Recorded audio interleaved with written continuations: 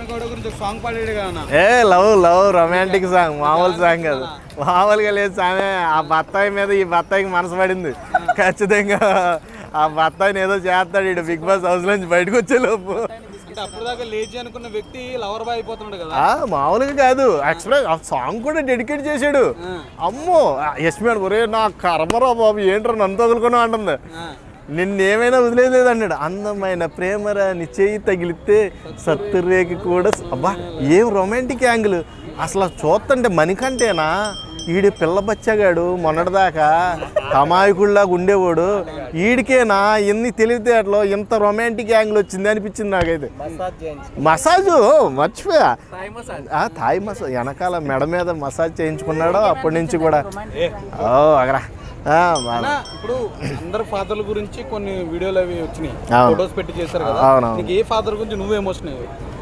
నేను కొంచెం ఎమోషనల్ అయ్యింది మన నాబిల్ వాళ్ళ ఫాదర్ గురించి. కరోనాలో చనిపోయాడు. నెక్స్ట్ ఇంకోటి ఏంటంటే వాళ్ళ ఫాదర్ కూడా లాస్ట్ ఫోటో ఉంటుంది.